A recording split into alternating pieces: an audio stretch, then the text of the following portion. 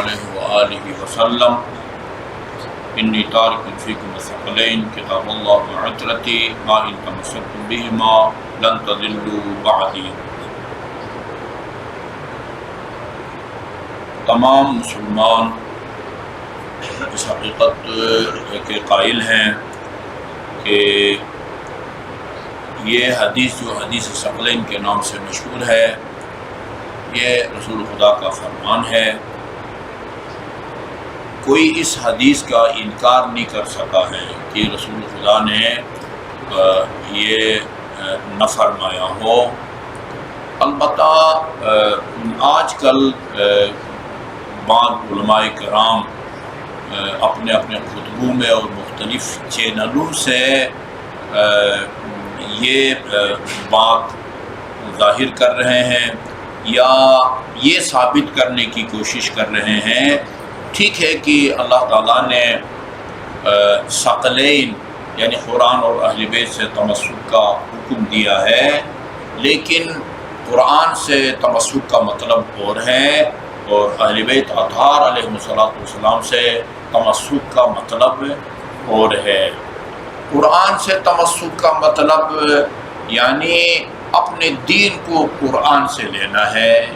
اس کو مانتے ہیں کہ اپنے دین کو قرآن سے لو، اپنا عقیدہ قرآن سے لو۔ دین میں کچھ چیزیں ایسی ہوتی ہیں کہ جن کا تعلق ہمارے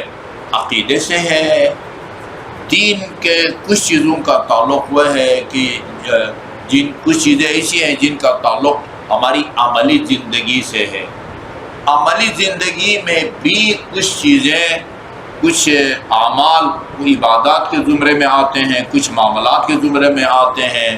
لین دین، خرید و فروخت، نکاح طلاق وغیرہ۔ ٹوٹل اپنا دین قرآن سے لو، لیکن ثقلین سے وہ تمسک کا مطلب دین کو ثقلین سے لینا مراد نہیں ہے، اہل بیت سے دین لینا مراد نہیں ہے، بلکہ اہل بیت کا احترام کرنا ہے، اہل بیت سے پیار کرنا ہے، ہاں اہل بیت سے محبت کرنا ہے۔ یعنی اس کا یہ نتیجہ نکلتا ہے کہ جو آدمی اہل بیت سے محبت کرے، اہل بیت کا احترام کرے، وہ گمراہ نہیں ہوگا، کیونکہ رسول خدا کا فرمان ہے ما ان تمسکتم بہما لن تضلوا بعدی، جب تک تم قرآن اور اہل بیت سے متمسک رہو گے ہرگز گمراہ نہ ہوگے۔ اس کا مطلب یہ ہے کہ اس دنیا میں جو بھی اہل بیت سے محبت کرتا ہے اس کو گمراہ نہیں ہونا چاہیے، جبکہ ہم تاریخ کی روشنی میں بھی آپ دیکھیں، پرانی تاریخ کی روشنی میں بھی دیکھیں، آج کے معاصر جو دور ہے اس میں بھی آپ کو ایسے افراد ملیں گے کہ جو محب اہل بیت ہیں، جن کے دل میں اہل بیت کی محبت ہے، لیکن وہ ہدایت یافتہ نہیں ہیں بلکہ وہ گمراہ ہیں۔ ہم فی الحال مسلمانوں کی بھی بات نہیں کریں گے، آپ کو خدا کے منکروں میں اہل بیت کے محبت ملیں گے، آپ کو خدا کے منکر، خدا کے قائل لیکن رسول کے منکروں میں بھی آپ کو اہل بیت کے محب ملیں گے۔ عیسائیوں نے کتابیں لکھی ہیں اہل بیت کی شان میں، زیادہ وہ عرصہ نہیں گزرا اس کی رحلت کو، لبنان کا جو مشہور رائٹر تھا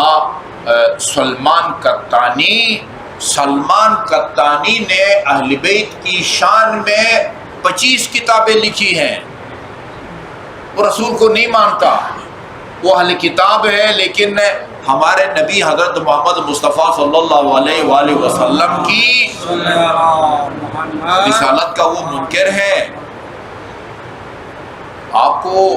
تاریخ اسلام میں ایسے افراد ملیں گے، بلکہ انسانیت کی تاریخ میں بھی آپ کو ایسے افراد ملیں گے جو خدا کے منکر تھے، لیکن اہل بیت کے ان کی ذاتی کمالات کی وجہ سے ان کو عزت کی نگاہ سے دیکھتے تھے، اور احترام کی نگاہ سے دیکھتے تھے۔ یہ ابن ابی الاوجاع اپنے زمانے کا مشہور ملحد اور دہری منکر خدا، وہ روایت بہت طولانی ہے، شیخ صدوق نے اپنی کتاب توحید میں اس کو لکھا ہے۔ خانہ کعبہ کے پاس امام جعفر صادق علیہ السلام دعا پڑھ رہے تھے، ابن ابی الاوجاع اپنے ساتھی وہ عبداللہ بن مقفع یا ابو شاکر دیسانی سے کہتا ہے کہ یعنی اگر اس دنیا میں کوئی ایسی ہستی ہے یا شخصیت ہو جو جب چاہے انسانی شکل میں اور جب چاہے روحانی شکل میں یا فرشتوں کی شکل میں ظاہر ہو، وہ یہ ہستی ہے جو خانہ کعبہ بقول اس کی بلڈنگ کے پاس جو ہے وہ بیٹھی ہوئی ہے۔ کیا اس کو نظر آتا ہے امام جعفر صادق میں؟ وہ تو سرے سے خدا کا منکر ہے۔ جب خدا کا منکر ہے پھر رسول کی رسالت کے اقرار کی نوبت بھی نہیں آتی، پھر علی حسن حسین نہ وہ خدا کا قائل، نہ وہ رسول کا قائل، نہ امام کی امامت کا قائل، لیکن امام کے ذاتی کمالات کی وجہ سے اس کے دل میں امام علیہ السلام کا احترام تھا۔ اہل بیت کے کمالات کی وجہ سے خدا کے منکر ان کا احترام کرتے تھے، ان کی محبت کرتے تھے، ان کی شان میں کتابیں لکھی ہیں۔ یہی سلمان قطانی آیت اللہ خوئی مرحوم اور آیت اللہ حکیم مرحوم، یہ دونوں معاصر تھے،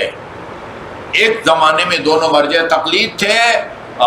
البتہ آغا محسن حکیم کا انتقال پہلے ہوا اور آغا خوئی مرحوم ابو القاسم خوئی رحمۃ اللہ علیہما ان کا انتقال بعد میں ہوا ہے۔ ان کے دور میں وہ امیر المومنین کی شان میں کتاب لکھنے کا مقابلہ کرایا جاتا ہے اور اس میں پہلا انعام اسی سلمان قطانی نے حاصل کیا ہے، جس نے امیر المومنین کے بارے میں کتاب لکھی ہے الامام علی متراس و نبراس، اس کا فارسی میں بھی ترجمہ ہو چکا ہے، PDF میں بھی میرے پاس موجود ہے، میری ذاتی کتابوں میں بھی موجود ہے۔ کتاب کا نام رکھا ہے علی متراس و نبراس، اس کا ترجمہ بنتا ہے علی ایک مضبوط قلعہ اور روشن چراغ۔ جی اس کے دل میں علی کی آپ کا کیا خیال ہے؟ جو علی کی شان میں کتاب لکھتا ہے اور اہل بیت کی شان میں 25 کتابیں لکھتا ہے، اس کے دل میں علی کی محبت نہیں ہے، ان کے دل میں اہل بیت کا احترام نہیں ہے۔ پتہ چلا کہ صرف ان کا احترام اور ان سے کے محبت انسان کو گمراہی سے بچانے کے لیے کافی نہیں ہے۔ جب تک کہ دین کو ان سے نہ لیا جائے، جس طرح قرآن سے آپ دین کو لیتے ہیں اور اس پر عمل نہ کریں، اس وقت تک صرف ان کے کمالات سے متاثر ہو کہ ان سے محبت کرنا یا ان کی تکریم و تعظیم کرنا، یہ اس کے لیے کافی، گمراہی سے بچانے کے لیے کافی نہیں ہے۔